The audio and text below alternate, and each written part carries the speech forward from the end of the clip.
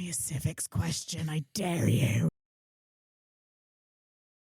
The podcast you're about to listen to may contain objectionable language, adult and or immature content, mentions of Jesus Christ, and unironic readings of holy Christian scriptures. If any of this is likely to offend you in a manner that you find less than enjoyable, maybe don't listen.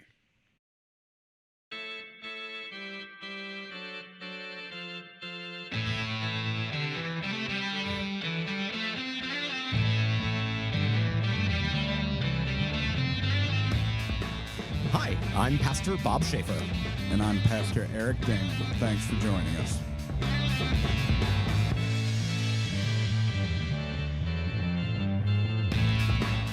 Welcome to CPTB, which does not make us cuddly plush teddy bears. That would be such a better show.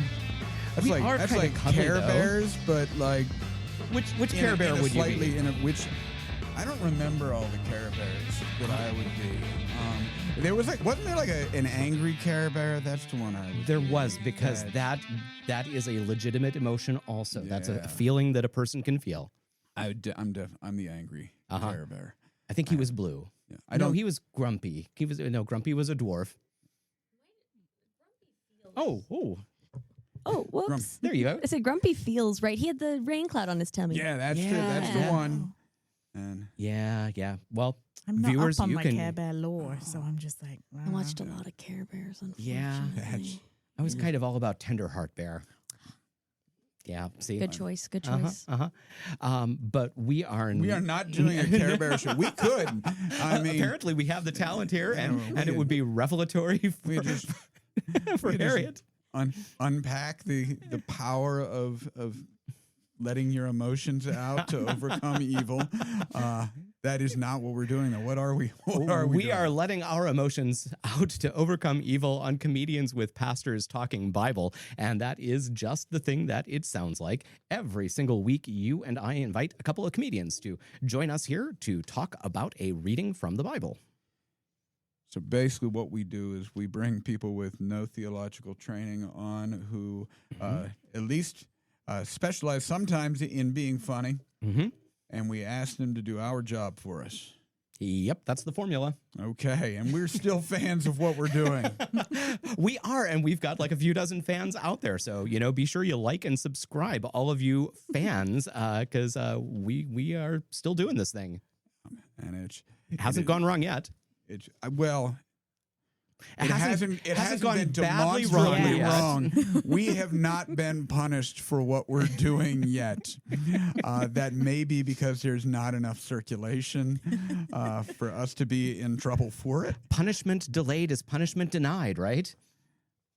I like that. I do too. Let's go with Yes. it. Okay. Well, since we haven't been punished yet, we'll talk to who we have on. We have with us, back with us, Harriet Riley and Lizzie Martin. How are you both doing?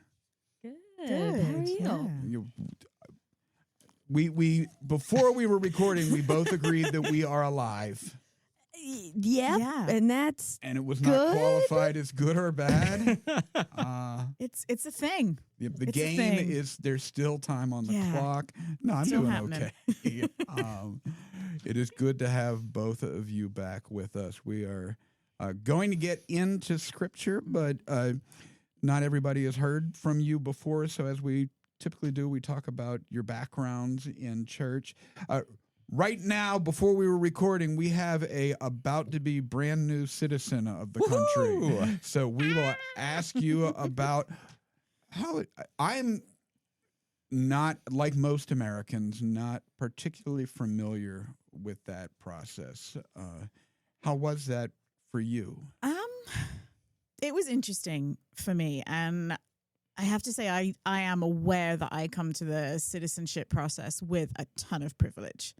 And I found it stressful, and I found it scary, and I found it intimidating. So all the way through, I kind of had this reflection of going, oh God, I'm scared.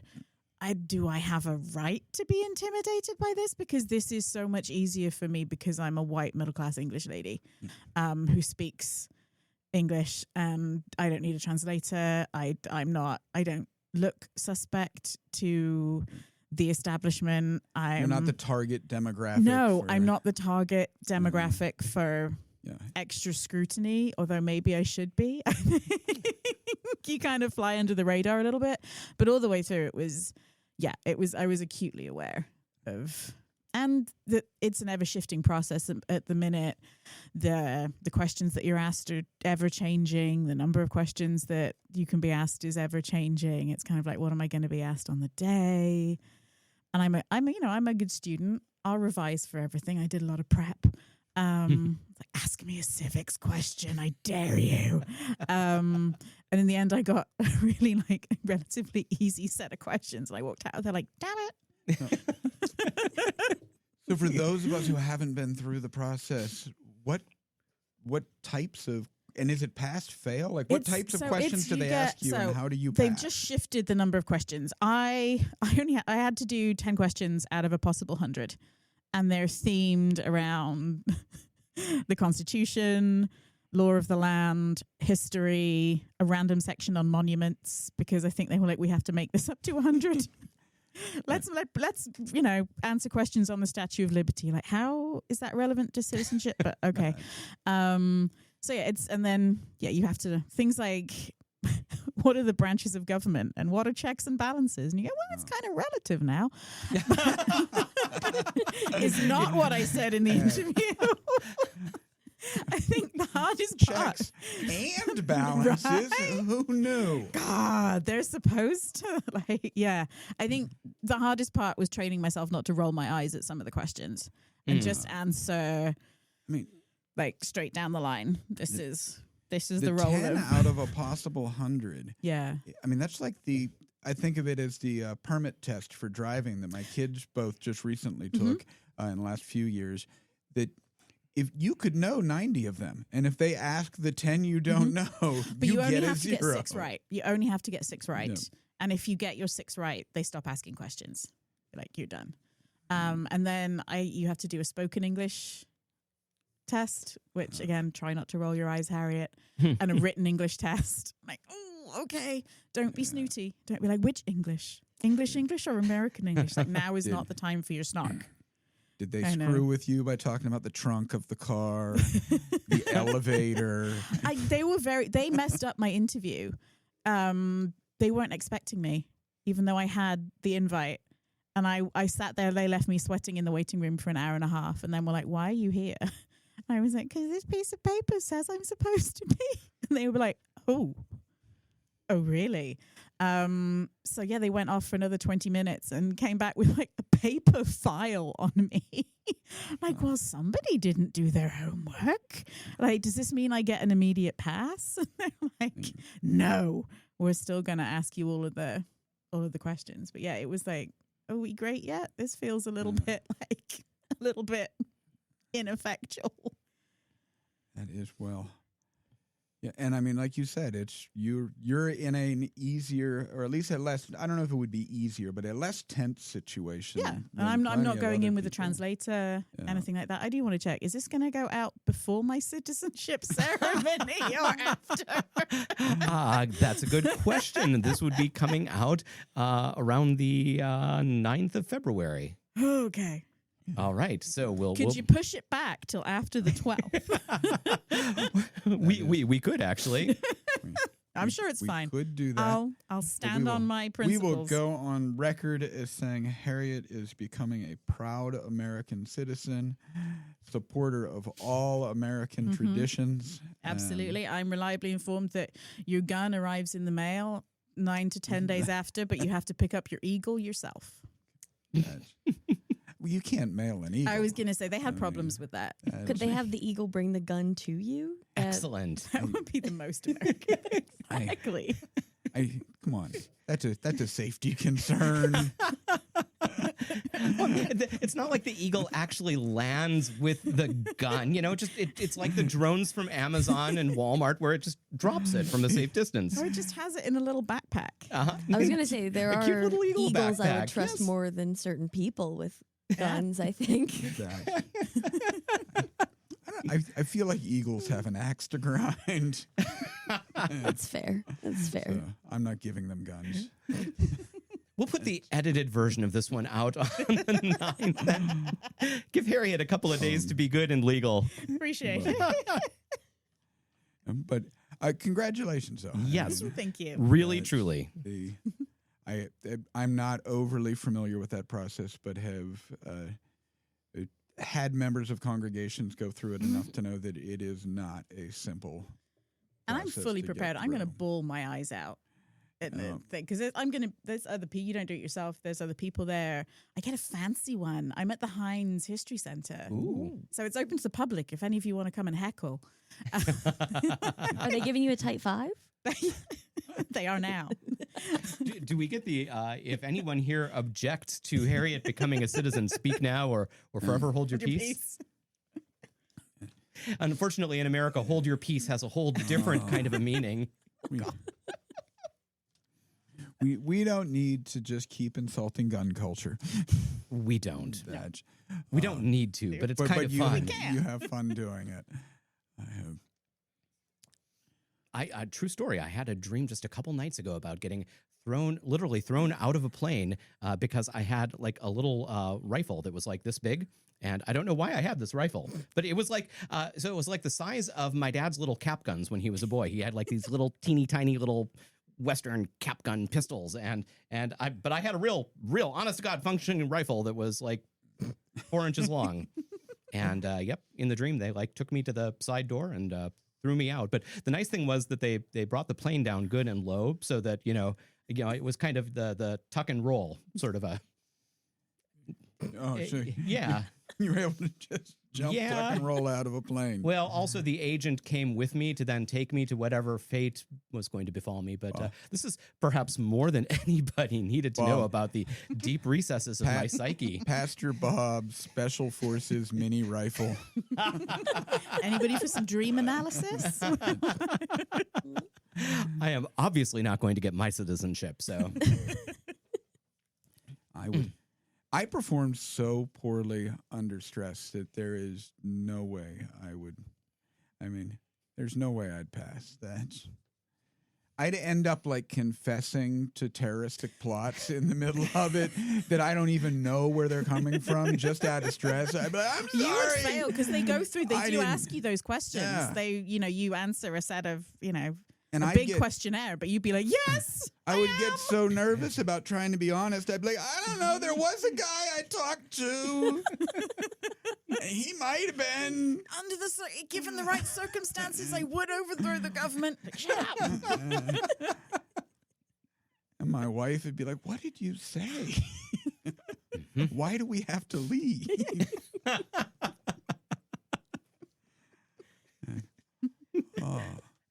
Congratulations in advance, though, by the way. We've made it sound so awesome. You're really selling it. We are happy to have you allowed to stay. Well, thanks. And I'm trying to think. I'm trying to use this conversation to transition to our normal discussion of church background. I don't have. I do not have. Well, there we go. Well, I wanted to get over to. So I'm just going to screw transitions. Liz, hi.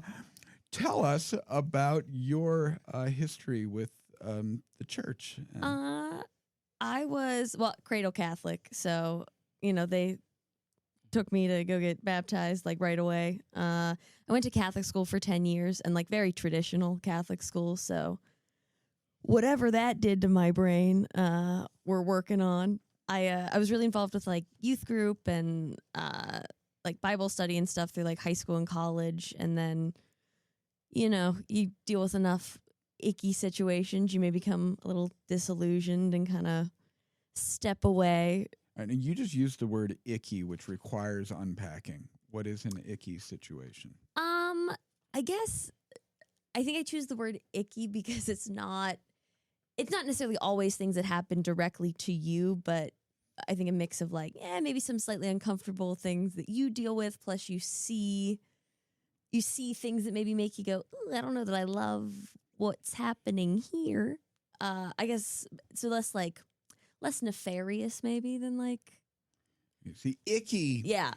I don't know if that makes any implies sense. nefarious in my icky is kind of like creepy. I that guess, yeah, has a definite potential context of meaning some pretty bad things happen. Yeah, definitely. I don't know, anything like super bad was my family, not the church, so that's totally different. But yeah, I like always had like decent experiences in church. I think a mix of like life was probably not going super awesome, plus like I'm just not doing this right now, and yeah, kind of didn't really go to church or do anything with it for last couple years. I actually just started going back to church. I don't know where I stand with any of that at the moment, but I have been going back. What flavor of church are you involved with? I don't know. I'll be honest, like I just started this like in the last couple months. I started just going to Catholic church again. Okay.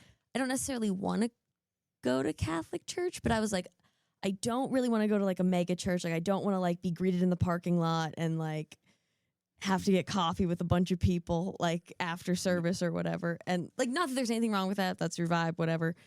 I was just like, I just want to go sit with Jesus and pray for a while and let's see if that helps. And it did. And so that's where we're at the moment. There's at least two big fans of sitting with Jesus and praying. Yeah. Sitting next to you right now. But so it's been a Catholic church. Yeah, I think I'd like to do something else. Like I'd like to try a different denomination or something that maybe is like a better Do you want to fit. Do you want to keep that same liturgical? I don't know how much you understand the word liturgical. Yeah.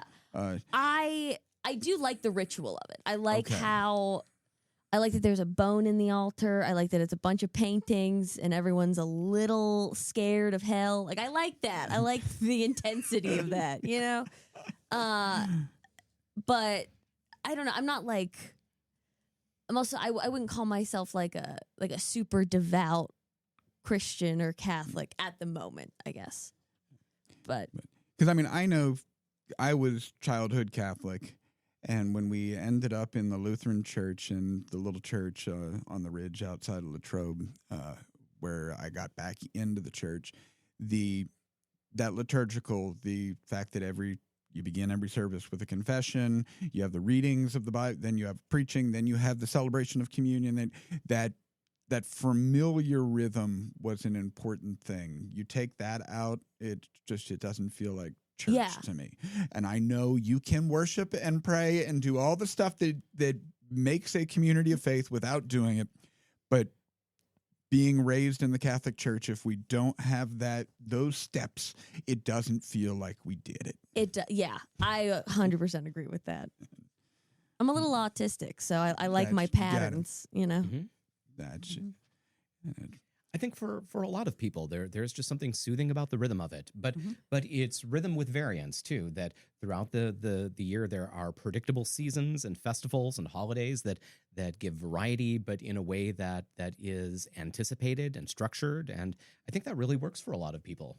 It's one of the things that I like about the way we are doing this podcast is based on predictable readings that people around the world will be sharing with us, and I think that gives meaning to it. Knowing that it's not just us who are doing it this way, but we're part of something bigger than us. That's just me. Oh, absolutely. I love that. I do regret that we have no bone in our altar any place. No bone in the altar. No. I didn't know that was it. Being raised Roman Catholic, are you in a like Eastern Byzantine Catholic thing? I know that there's one of that's what they always told us. There's one of them that you have to have like a part of a saint in the building or something. I don't know. For the consecration of the building. Something like that, okay. yeah. Because I know and I don't know what it is, but there's a thing on the altar in Orthodox tradition that the bishop can come and remove as saying you're no longer a valid congregation if you're under discipline, and that's not in the Roman Church, they don't need stuff like that. They just move you along and bring somebody else in. They just wink at you and send you on your way. But I don't. But there probably is. I don't know of what it is, but there probably is some requirement to have some kind of relic in the building for a consecration of a. That sounds. Everything about Roman Catholicism is not knowledgeable enough to know what it is, but it sure sounds Catholicism Catholic. is spooky. That's the main point. It's a little spooky. One of the things that I actually covet about our Catholic colleagues is the spookiness, the mysticism of the laity. I mean, there is a magic to what we do in worship and in communion that most of the Lutheran laity do not have an appreciation from the way the average Catholic laity have. And I have to try very hard to where actually right before we say the Lord's Prayer after presiding over the table, instead of my just saying, Lord, remember us in your kingdom and teach us to pray, I pronounce to the congregation that because this is truly Jesus present with us, let's pray in the words he taught us to use, trying to remind people that we believe the same thing, that Jesus is here in body and blood, like a big thing just happened. And most Catholics, that's just, the laity accepts it in a way. The belief is the same in both denominations, but I really covet the appreciation of the mysticism that the average Catholic laity has. The disenchantment of the world, I think, has been to our impoverishment. I mean, we have made tremendous gains by rational thinking and by science. I don't mean to denigrate that at all, but I think that sometimes we have not accounted for what we have lost in recognizing that there are things beyond the human, and having a sense of wonder. I mean, I'm a geek. I can get a sense of wonder from science and math, but there's something that is transcendent, and I think human beings need those things. And you see it in everything in church life. The diminishment of our architecture, of the art. That there just is an impoverishment of spirit in so many ways that I think it's societal and it's in the church, and we are the worse for it. I feel that. Yeah. I think a discussion of the transcendent is a great transition to our reading for today. So we'll just get right into Smoothly discussing done. Scripture. Yeah. You guys are pros at this. 3 years of doing this, you'd think we would be now. So this is the Gospel for February 15th, 2026, which is the Transfiguration of our Lord. And the Gospel reading is from Matthew chapter 17. 6 days later, Jesus took with him Peter and James and his brother John and led them up a high mountain by themselves.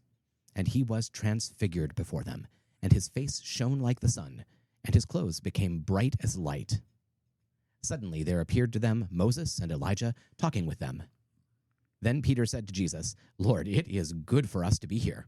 If you wish, I will set up 3 tents here, one for you, one for Moses, and one for Elijah." While he was still speaking, suddenly a bright cloud overshadowed them, and a voice from the cloud said, "This is my Son, the Beloved. With him I am well pleased. Listen to him." When the disciples heard this, they fell to the ground and were overcome by fear. But Jesus came and touched them, saying, "Get up and do not be afraid." And when they raised their eyes, they saw no one except Jesus himself alone. As they were coming down the mountain, Jesus ordered them, "Tell no one about the vision until after the Son of Man has been raised from the dead." So we bring you guys on to do our jobs.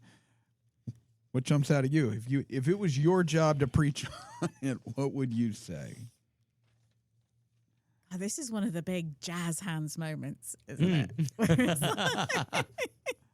Where it's like, yeah, like, and the classic line, "Don't be afraid." It's like, but you're shiny, and there's a voice speaking from the clouds, and if I'm reading it right, Moses and Elijah have just appeared. Yeah, So there's a lot going on. And the amazing But you're thing, not allowed to tell anyone about it. Right? the amazing thing is that they knew it was Moses and Elijah. Yeah, how? In The days name when tags? there's no photographs of Just a old little things. little lanyard with like a little stone tablet around your neck. That'd be on That's- brand. Maybe There it's we like go. Ghostbusters where you get to choose the form of the lawgiver. Heaven assigned you like a name tag now? Yeah. Is that- Uh-huh. Moses was just a book. I never thought about how do they actually know that this is Moses and Elijah? Yeah. So, I mean, one of the commentaries I was reading was talking about how this is sort of an altered state.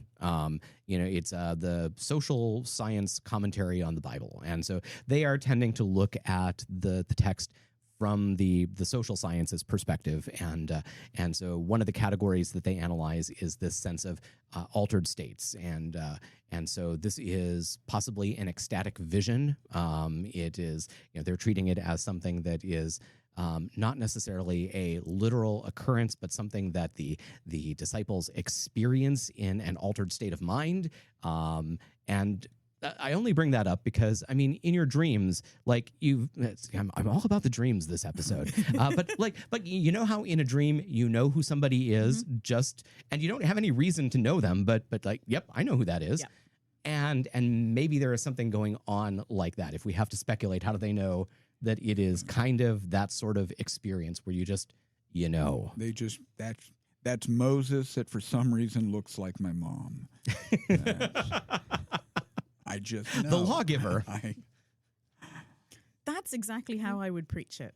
Let's go weird and trippy with this. Mhm. And this is like a reaction to my very loose Church of England upbringing, which is very not altered states. I don't know how this would be explained.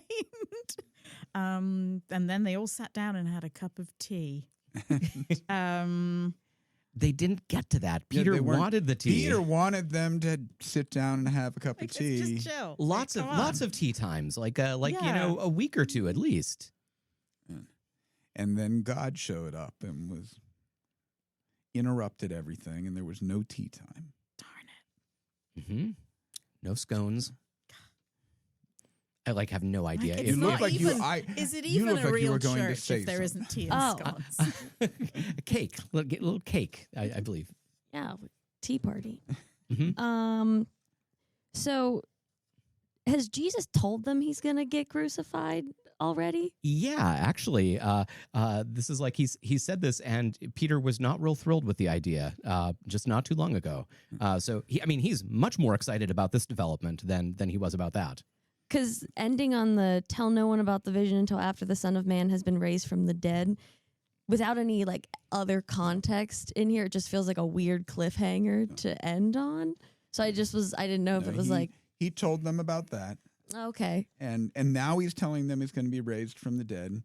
And then on the day that he's raised from the dead, he has to tell the women, go remind the men that I told them this was going to happen. I was going to say, and they still didn't believe him. No, the women It's showed like- up and said, he did the thing he said he was going to do. And they said, we need to have a foot race to go check out if it's true. But now I'm just being facetious. But no, he did. They do. It is a part of the narrative that he keeps telling them, and they keep forgetting, which perhaps is lived out in church life, that we keep being told very simple things like love your neighbor, and we're like, oh, damn. I don't want to love that neighbor. Yeah. Do you mean that You one? mean all my God? neighbors? Like And- all of them? All of them? And you did also catch that there is this thing called the messianic secret. This idea that for reasons that may not always make sense to us, Jesus doesn't want this word to get out, at least not outside of control. I mean, we've got Jesus shushing demons and saying, no, you don't get to talk about me and testify to me. That's not how I want to be known. You've got this amazing experience that he says to the disciples, yeah, keep this tight until after. And I mean, I don't have the full answer to the messianic secret, why this is part of the method, but I think there is something for us who want to tell about Jesus, that there are times and places that that there are parts of the story that are helpful to tell here. Maybe it's better to, keep this part for a different time. That evangelism and sharing the good news about Jesus is kind of an art. That knowing the right good things, the part of the good news that a person needs to hear right now, that's something that you don't hit them over the head with a Bible. I've seen people who, their concept of evangelism is bunk. Yep. Yep. It's not that effective. did kind of feel good, though. So would this also be a kind of like, this isn't going to make sense if you go and tell people now? It's not going to make sense once like the crucifixion and things happen, but this really won't make sense if you run around and tell everybody. That It might even be that- it might be worse. counterproductive. It might Yeah. push people away, or It's valid. The messianic secret and is not explained what the motivation behind it is in the Bible. We're not given Jesus pulling people aside and explaining to them why we're going to keep this secret. We just know that he is going to. So that if that feels right to you, that a reason to keep it secret is that people aren't going to understand it. Maybe that's what he was thinking. I kind of like the idea of influencer Jesus saying to his followers, okay, now, so I just want to let you know, here's what we're doing here. Here's the game plan. I'm not telling everybody, guys. This is just for you, just you on my OnlyFans. And Well, we have that. I mean, there are parables. There are parables that are just in the Bible as parables, and then there are the ones that the Bible records the disciples showing up and going, all right, so you just told all of them that? What the hell are you talking about, Jesus? And he sits down and explains it to them. And so there could have been that moment in the Bible where they're like, so why are we not allowed to tell anybody? And he tells them, but that never happened. Unfortunately, he just told them, don't tell anybody. And they didn't. I can see this being the kind of thing that is either really difficult, where you are just so excited about this thing that you want to tell everybody, but there's also something that's kind of delicious about the idea of that you've got this experience and, we get to kind of like keep this to ourselves, and this is like our thing. And that would have felt kind of good too. because this also like a select group of this isn't even all the disciples. No. So they're like the ultimate VIP subscribers to Blue Tick Jesus. They're are. like, you can't tell the others because they're not on your level. Yep. In fact, these are the ones that we have heard the call story for with Simon and Andrew and James and John. And I guess Philip isn't part of this, but he was in the call stories that we've had too. The kind of the four who are sort of the tight inner circle. Yeah. And Peter too. I mean, Peter is so endearing in, he his heart is in the right place. But sometimes you kind of go, dude, what are you thinking? Let's set up some tents. Okay, where are you going to get your tents, Pete? Just gonna go down the mountain and go to the village and buy a couple of tents. What's your plan there? And See, you said you've never thought about how they knew it was Moses and Elijah. I've never thought about the logistics of building. I never thought about the tent thing. I was like, I guess. Yeah, you just build it. I mean, they were hiking. They'd have tent stuff. And Well, isn't it obvious? Peter's like the Samwise Gamgee. So he's there with a giant backpack. he's He got the can pull a pots and tent the out of it. pans, and he is he's going to be absolutely stewing prepared. a brace of conies before you know it. All he needs is some taters. He's been waiting the whole time to build a tent. Do you And know how finally long he I've sees been him and carrying he's like, his tent? I have Finally. a tent. 3 of these damn things in my backpack that I've been carrying around for 100 miles. Everybody made fun of me for bringing all the extra tents. Who's laughing now? And even in his well-intentioned tent-making offer, he gets it wrong. Because you look at his offer and he's saying, let's make some tents, one for you and one for Mo and one for Eli. And that is, without realizing it, putting Jesus in the same category with these 2 other highly esteemed people from the Hebrew Bible. And I don't think Peter means to denigrate Jesus, but he has not gotten the memo about the fact that Moshe and Eli are subordinate to Jesus, that they are conferring with Jesus, but that Jesus is the Lord. And Peter has actually just confessed that Jesus is the Christ, the Lord. But it seems like he hasn't really internalized that when he's saying, 3 tents, one for each of you, unless he's thinking he's going to make a super nice tent for Jesus. I don't know. Or Moses and Elijah, they got to share a tent, and then the disciples share the third tent. That's definitely what he was doing. Uh-huh. Moses and Elijah tent, disciples tent. Jesus gets his own tent. Mhm. Or is that that's like kicking Jesus out to be alone? Oh, Yeah. Maybe. Yeah, I say Jesus want to be Moses gets his own tent, Elijah gets his own tent, and Jesus and his buddies get to hang out together. Yeah. Like when you used to pitch a tent out in the front yard and sleep Yeah, they have over one with of those your like triple friends. person sleeping bags. Mhm. They're You gonna, know, I kind of they're feel gonna like stay up Jesus and would have watch been into TV. that.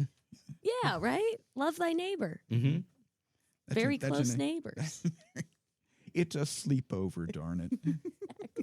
They're going to play light as a feather, stiff as a board. Somebody's getting their hand put in warm water, whoever falls asleep first. They're going to have a grand old time. There's an adorable riff on the Last And- Supper there with just Jesus and the disciples all in one little sleeping bag with just heads poking out of the top. That's the painting we should have gotten.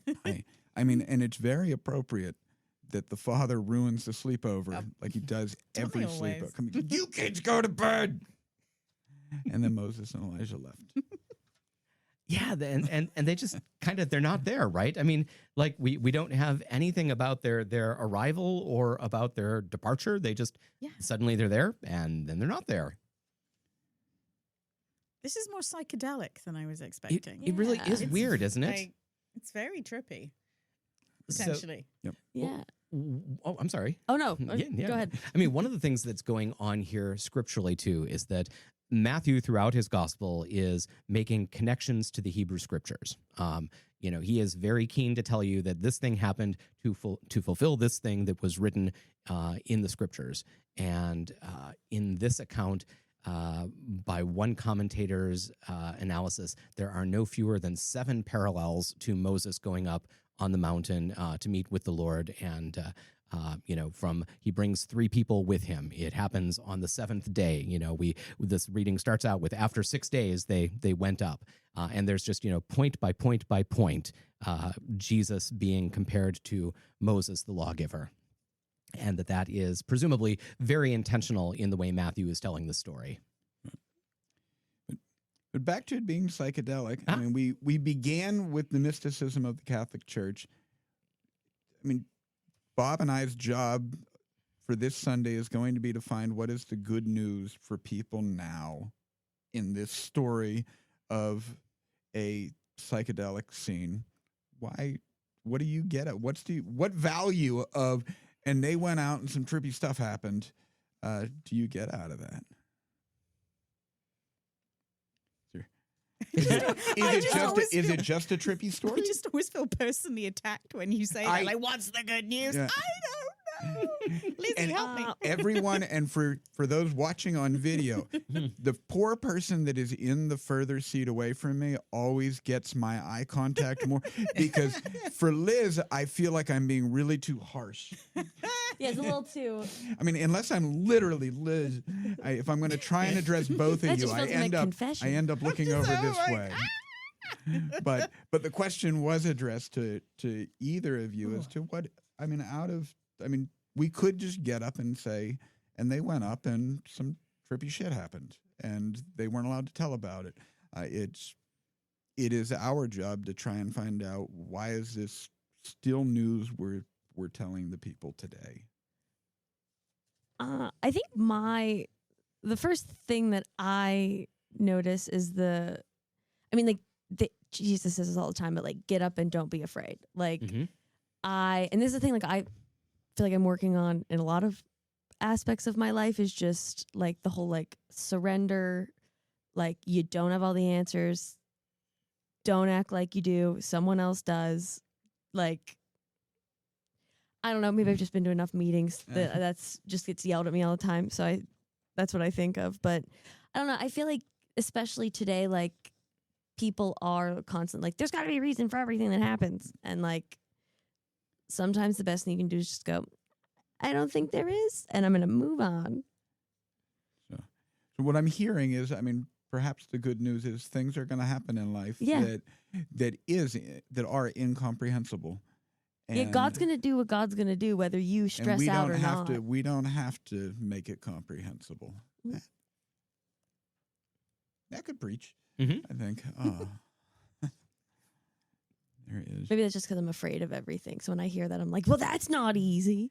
I like, too, that not only does he tell them not to be afraid, but he does that, and it's accompanied by touch. And that is another thing that, you know, the touch of somebody who cares for you and somebody who is reassuring you, saying, yeah, I know this was kind of a scary thing. I'm with you. Don't be afraid. And it's not a scolding, you dumbass, stop being afraid. Why are you gibbering over there? No, it's this, the presence of Jesus, and he's himself.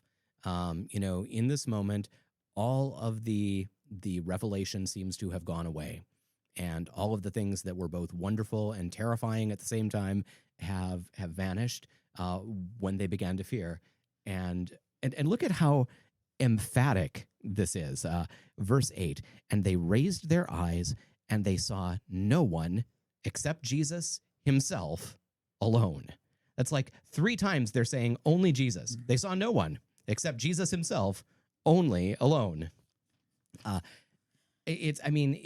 almost in that moment, I get the sense of the disciples with this tunnel vision, and all they can see is this face that just moments ago had been lit up like a flashlight, and now it's just their friend and their teacher. Well, then is there something in there about that's where in times of craziness and crisis and talking clouds, and which is terrifying. Like if you're experiencing that, then you can find the peace and care in Jesus and in that faith. Kind of coming back to the center, with anxiety and fear and chaos. There's just the one person saying, "It's okay, it's all right." Just mystery and wonder are great things, but I think that if they aren't grounded, they can be too much for us. And I like that this reading has both of them in measure. You have the transcendent revelation, but you also have the personal relationship they have with this human being, Jesus, who they have been following and whom they trust. And they're learning what it means to trust him. And the theological claim is that when Jesus was there himself alone, it was still the fullness of God that was before them. It was just contained in a human vessel that was easier for them to approach. I say that to make the other claim that is the value of the sacraments. It seems weird to say Jesus is a piece of bread and a glass of wine, but it is much more palatable. It is much. It is. You have to develop your palate for Jesus. It is. Jesus has notes of oak, and it's more understand. It's easier to approach a piece of bread and a glass of wine than it is the full revelation of God. And yet our claim is that you are, when receiving those, approaching the full revelation of God. So when I hear what both of you are saying, that there's the fear that is being brought down, I have an opportunity that, like I will often take, to point to the table and say, the same stuff is happening right there in a way that hopefully says, get up, don't be afraid. And in the story of Moses, his face shines, and when he comes down the mountain, the people are terrified by that, to the point where they make him put a veil over his face, and Moses walks around with a veil to hide the glory of God that's on his face. And there's a kind of graciousness in that Jesus himself veils the glory that is rightly his. What has been revealed on this mountain is truth. But it is in some ways more than the disciples are able to experience for more than just a brief glimpse, and it's terrifying. And for the sake of them and relationship with them, he veils himself. The word that Paul uses to describe this is kenosis, which is an emptying out, a pouring out, and which is also actually kind of an interesting communion image. But the idea that Jesus, it's like the way an adult might interact with a child, where the fullness of who that adult is incomprehensible to the child. And so you, out of love for the child, you engage the child in the way that the child's able to experience you. And you know that they are never going to understand you the way you are. And that's okay, because this love is important, and it's what they are able to receive. And they will grow into that over time with you. And the revelation can be an ongoing thing. I find that to be really comforting, and just the idea that Jesus loves us enough to do that. That, or he needed Peter to carry the tents back down off the mountain. Get up.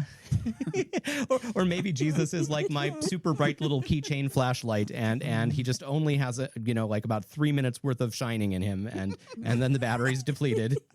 He's got to ration it. There's only so many times he can do the cloud trick and magicking Moses and Elijah, and it's like, I've got to pace myself. This is like, I've got so many more things to do. He can do it all at once in a big long glow, or he can kind of blink it like Morse code. It's how he talks to the Father. Is it blink, blink, blink, blink, blink, blink, blink, blink, blink.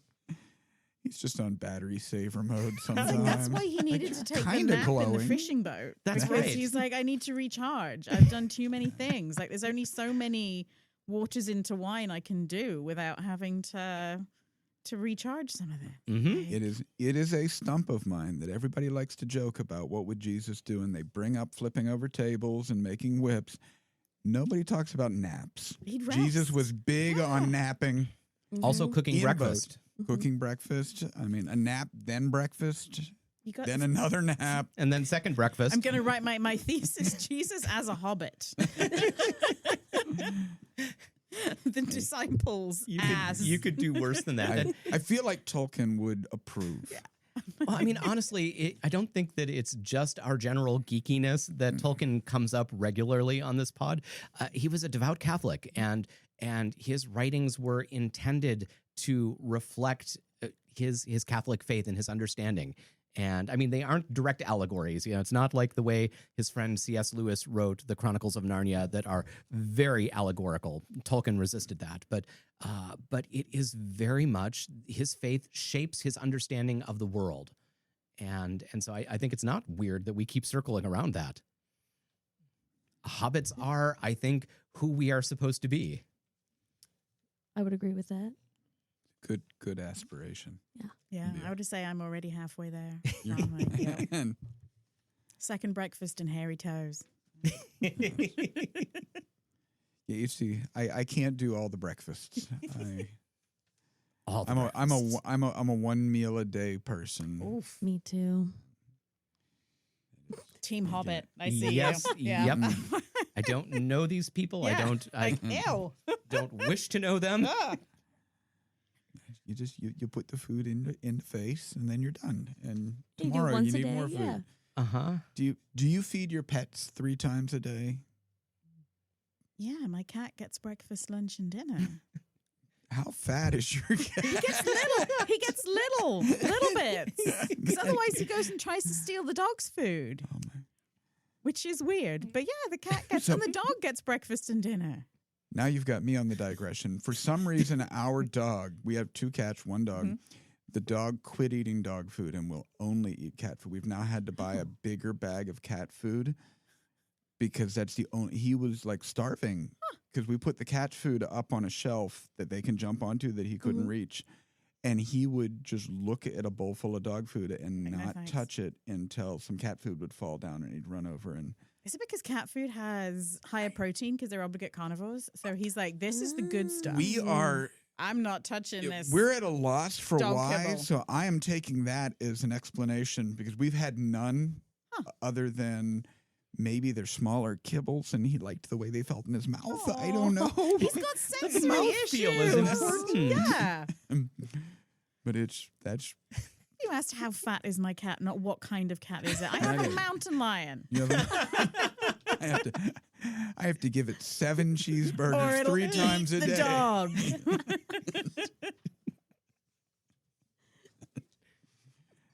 I'm glad you're being responsible about that then.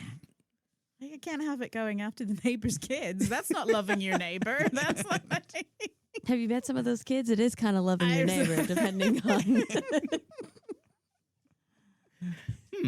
Come on, feeding neighbors to cats, that's where we draw the line. on We're this not podcast. feeding. If the cat goes and does it, Yeah. that's not It's natural. It's nature. natural That's selection. yeah. Yeah. Like it's hunting. I'm not feeding the kids to the cat. It's just doing its thing. If the cat happens to come home with a kid, Yeah.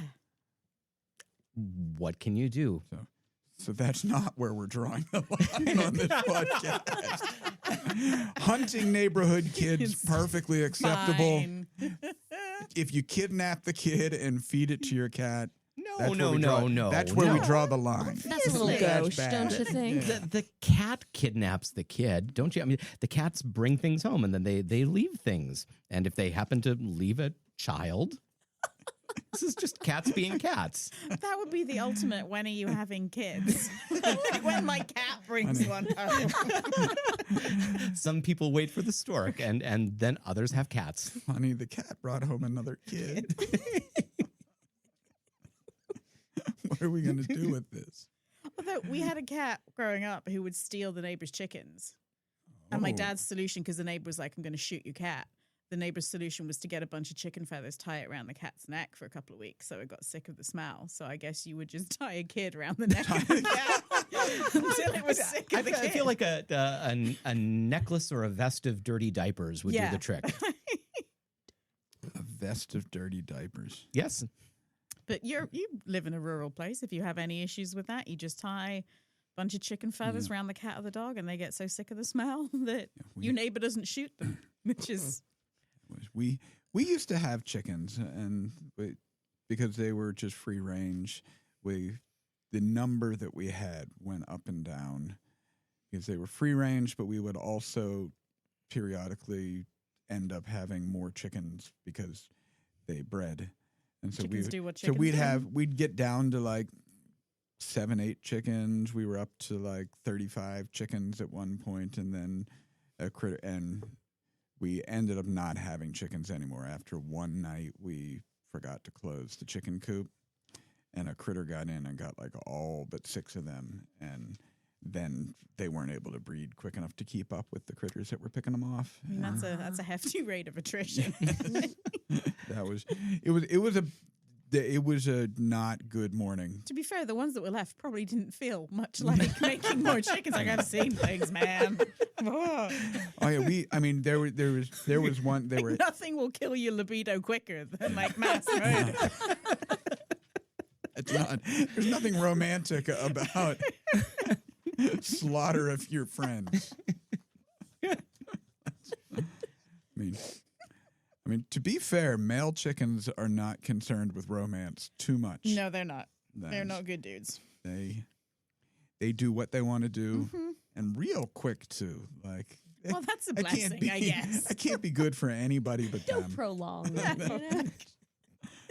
We are no longer talking about the Transfiguration at all. Bob's like, I'm going to cut Are you a gonna- lot of this. This is a fun ride to be along on. Are you? I mean, we had cats being essentially tarred and feathered without the tar, and wow, yeah, and chicken chi- sexuality and chicken sexual assault. Well, that's the good news. No, that's Yeah, Eric, where do you see the news good is- news in good this? news that on is Sunday.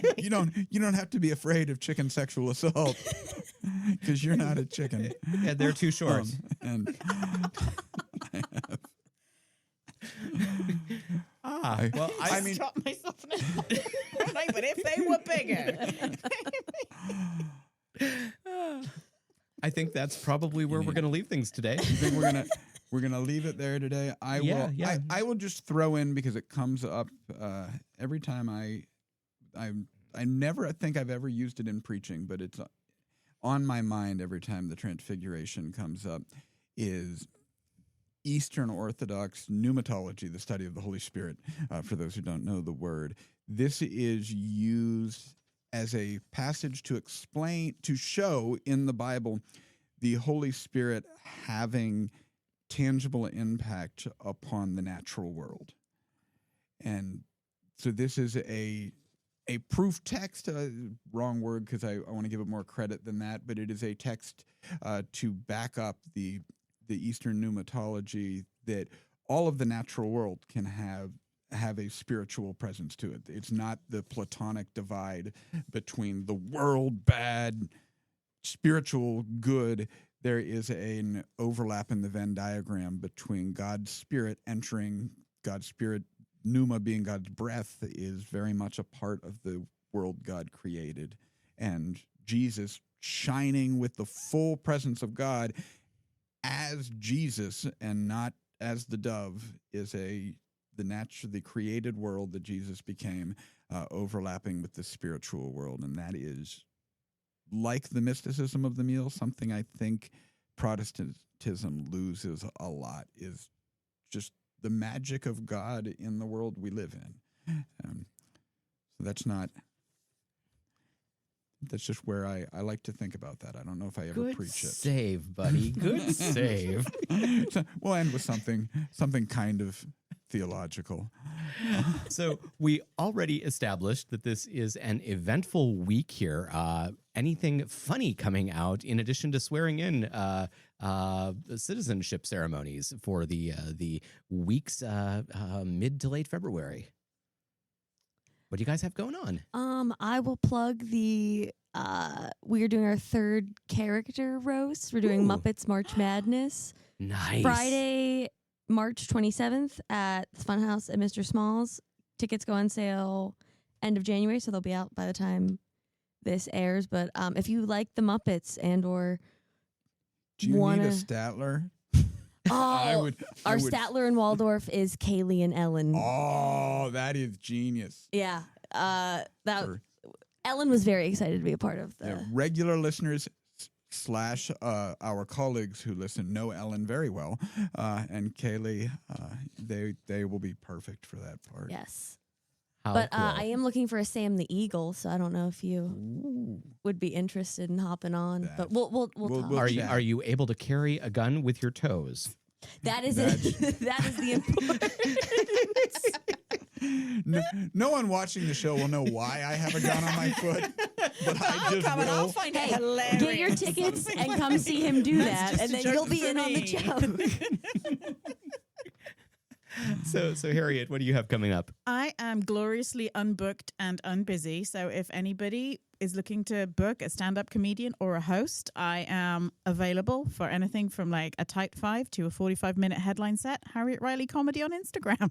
She's hilarious. Check her out. She is worth it. And Liz, where do they find you on socials? Lizzie Martin on all the things. TikTok and Instagram, I post stuff, so please follow me. I need the validation.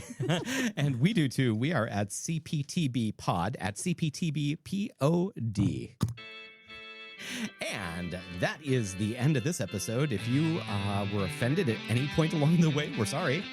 We always tell you we're not sorry. You did it to yourself. You kept listening. Maybe this is episode we really are sorry.